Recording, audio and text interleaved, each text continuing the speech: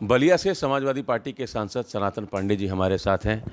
पांडे जी, जो कुछ लखनऊ में चल रहा है इस समय, जयप्रकाश जी की आज उनकी जन्मतिथि है और उस पर अखिलेश जी माल्यार्पण करने के लिए जेपीएनआईसी जाना चाहते थे, सरकार नहीं जाने दे रही है। समाजवादी पार्टी इसको बड़ा मुद्दा बना रही है, बड़ा विरोध चल रहा है लखनऊ में, क्या कहेंगे आप? देखिए, जयप्रकाश जी जो है हिंदुस्तान में जो जयप्रकाश मूवमेंट चला, उनके ही परिश्रम का देन था कि जो हुकूमत कांग्रेस कर रही थी और वो लोकतंत्र से उसका भी विश्वास उठता जा रहा था, हिटलर शाही की तरफ जा रही थी। उस समय देश को दिशा देने के लिए जयप्रकाश नारायण का मूवमेंट चला, जेपी आंदोलन, और एक देश में बदलाव आया। आंदोलन का नाम है जयप्रकाश नारायण जी। जयप्रकाश नारायण किसी एक व्यक्ति के नहीं है, जयप्रकाश नारायण पूरे देश के। अगर वहाँ पर तो आज का दिन सबके लिए खोल देना चाहिए, लोग जाएं, जयप्रकाश ट्रस्ट जाएं, हैं, उनके लिखे हुए किताबों को पढ़ें, उनका स्मृतियों को याद करें कि जब कांग्रेस की हुकूमत थी जिसमें इमरजेंसी लागू हुई थी, उसमें भाजपा के भी नेता थे जो जेल गए थे, लेकिन उस आंदोलन के देन थी कि कांग्रेस जैसी मजबूत सत्ता का समापन हुआ था। तो उनसे जो है राष्ट्रीय राजनीतिक पार्टियों को सीख लेना चाहिए, उनको भारतीय जनता पार्टी को भी सीख लेना चाहिए। अब किसी आंदोलन को नहीं रोक सकते हैं।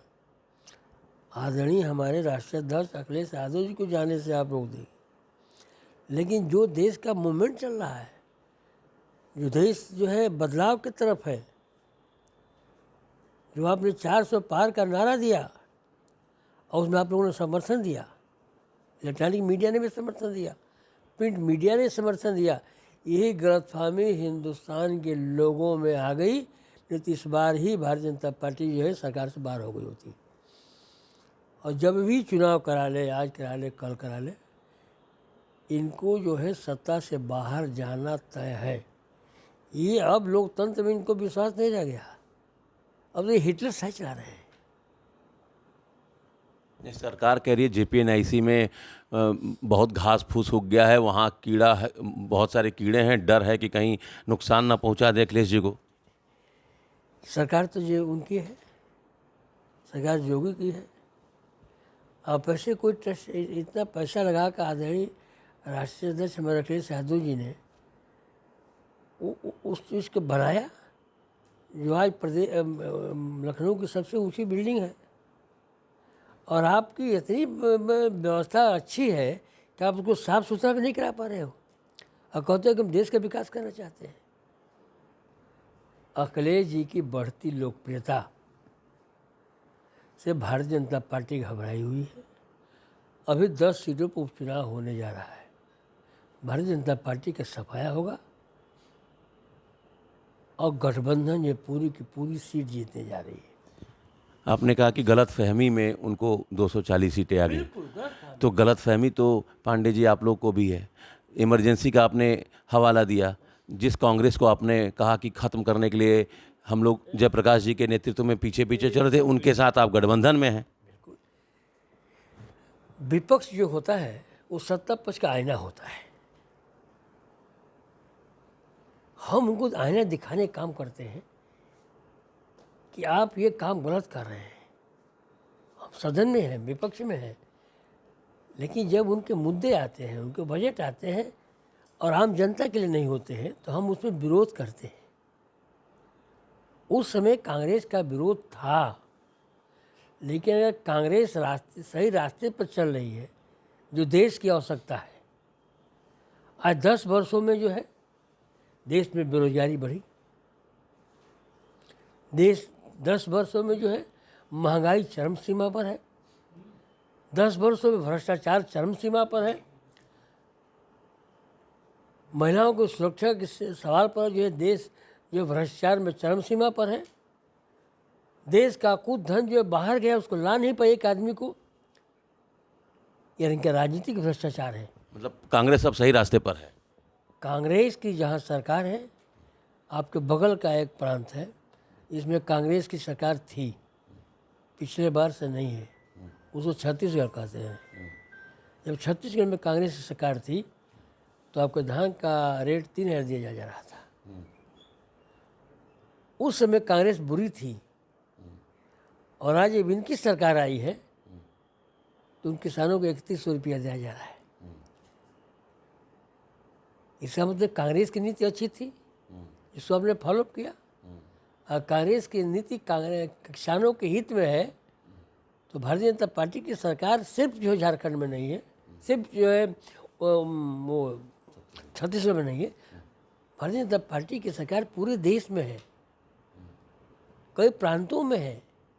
हर प्रांत में किसान रहते हैं, उनको किसानों के लिए एमएसपी लागू करना चाहिए और 3100 का रेट जो है प्रति क्विंटल धान का उत्तर प्रदेश के किसानों के लिए भी करना चाहिए। चलिए एक आखिरी सवाल, आपने नीरज शेखर को लोकसभा चुनाव में हराया। चंद्रशेखर जी के आप बहुत करीबी थे, बहुत मानते थे उनको, उनके दिखाए हुए रास्ते पे चले। आपको लगता है कि नीरज शेखर सही पार्टी में है या वो अगर वापसी करना चाहें समाजवादी पार्टी में तो आप उसका स्वागत करेंगे? देखिए, हम वापसी पर मैं कोई चर्चा नहीं कर सकता है, हमारी कोई उसमें नहीं है, हमारा किसी से विरोध नहीं है, लोकतांत्रिक तरीके से हमारा उनसे विरोध है। वो उस पिता के पुत्र हैं जिन्होंने देश में जो आज सत्ता सीलम है,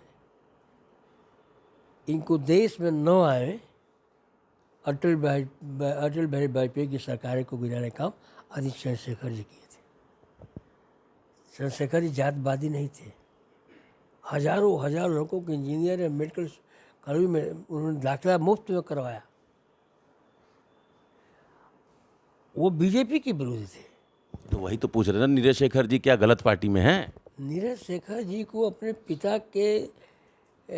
पिता का ख्याल होता तो निश्चित रूप से भारतीय जनता पार्टी में उनको एक दिन भी नहीं रहना चाहिए था।